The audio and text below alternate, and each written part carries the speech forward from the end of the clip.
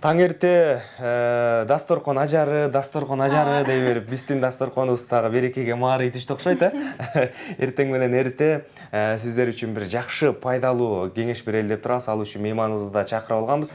Тагыраагы жемиштерди кургатып, аларды колдонуу ыкмалары, жолдору, кургатуудагы машакаттар жана басып өтө турчу жолдор жөнүндө сөз кылабыз. Ооба, бүгүн бизде студиябызда Самара Кушубакова, жеке ишкер келип отурат. Саламатсызбы? Саламатсыздарбы, кутмандуу таңыңыздар менен. Кош келипсиз. Эми эң алгач эле мына ушул биздин дасторкондо турган өзгөчө бир көз жоосун алгандай элчи даамдар жөнүндө сөз кылалы. Жеке менин оюмда кесиптеш, ушул жемиштен бир как болобу, болбойбу деп такыр ойлобогон жемиштерди алып келиптир жекебиз. Келиңиз, ушул кактарды кандайча жасап калдыңыз жана бул багытка барууңузга эмне түрткү болду? Бул кактарды жасаганыма 1 жылдын жүзү болуп калды. Негизи үй шартында эле өзүм балдарыма эле жасап берчүмүн. Пайдалуу, таттуу болуп, көптөгөн таттуулардын, конфеттердин ордуна ушул кактарды берчүмүн. Анан бир күнү магазинге барып калсам эле кошуна кызым юпи жеп атыптыр. Юпи кукси жеп атыптыр. Анан 3 класста окуйт. Ал кыз анан апасына айтып, сенин кызың ушинтип жеп атыптыр десем, иче карын ооруган деди да.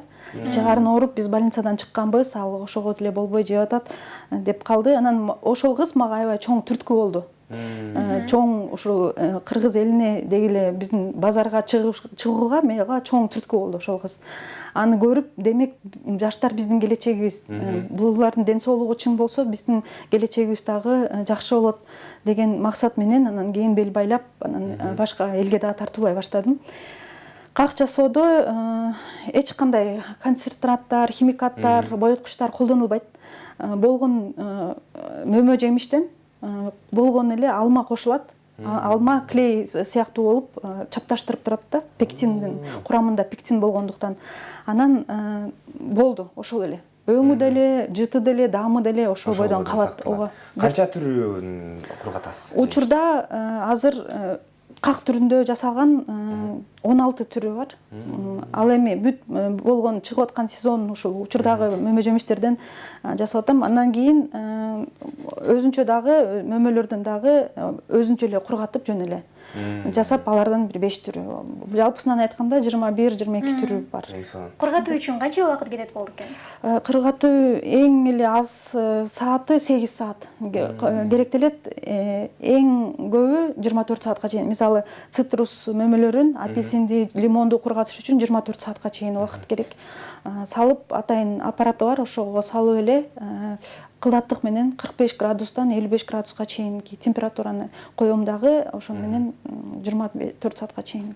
Ар бир жемишти кургатуу үчүн өзүнчө мамиле керек болуш керек менимче. Ар бир жемиштин өзгөчө жактары бар. Мисалы, какка бал кошуп койгондо, таттуу болуш үчүн бал кошуп койгондо кадимкидей 5 саат кошулуп калат. 5 саат кылдаттык менен карап кургатам.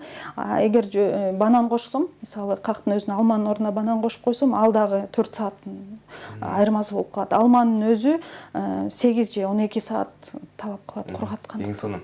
Негизи сиздин сөзүңүзгө карасак, баягы келечекке кам көрүү үчүн, элдин саламаттыгына кам көрүү үчүн кадам таштаган экенсиз. Элден кандай жооп алдыңыз? Элдин суроо талабы кандай болот? Мага дагы кызык болгон, биринчи кандай болду экен деп, анан жолдошум айтты эле, болбойт го эми эл сенин кактарыңды кеп алат депчи. Анан кийин бирок жакын жолдоштор менен баштадым, биринчи тааныштарыма алып барып көрсөттүм, анан таң калышты. Кантип эле анардан как болсун депчи. Же болбосо кантип эле апельсинден как болсун депчи. Апельсин өзү мындай цитрус болуп турса деп.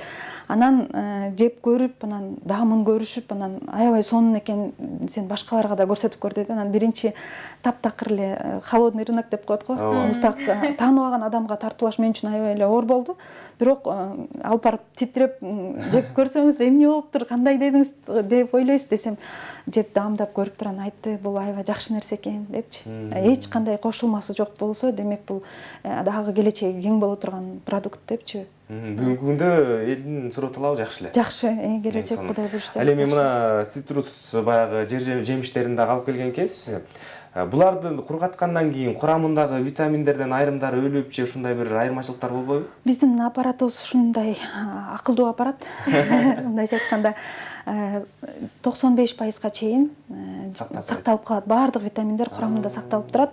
Анан эң эле жакшы жери дагы конфеттин жана таттуулардын ордуна жегени. Андан кийин бунун сыртын, кабыгын чайга дагы кошуп, өзүнчө чай кылып демдеп, кара чайга же көк чайга демдеп ичсе, жыты дагы, анан даамы дагы аябай өзгөчө болуп, витаминдери дагы ошол менен кошо берилет. Эң сонун.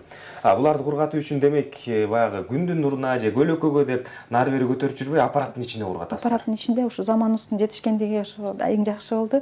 Аппараттын ичине салабыз дагы, кылдаттык менен кургатып, карап турабыз да, ошо өтө кургап кеткен жокпу же өтө дагы убактысы жете элек болсо, ошону карап турабыз. Негизи канча көлөмдө мындай канча көлөмдө бул нерсе менен мисалы алектенип жатасыз да, андан кийин канча мындай товарооборот деп коет го. Канча азырбы? Ооба, товарооборот кандай болот? Аппаратураны алгандан кийин аппараттын чынында акчасы чыга элек. Анткени мен баштаганыма, элге тартуулап баштаганыма 1 айдан эле ашты. Как раз карантин убагына туш келип калдык, бирок ошого карабастан, орозого карабастан элдин кызыгуусу артып, жакшы болгонун көрүп, анан экинчи аппарат алдым. Бирок актай элек да, өзүнүн баасы чыга элек. Ошондой эле үмүтүм чоң. Биз ишенебиз, сөзсүз түрдө бул табигый азыктарды аласыздар деп.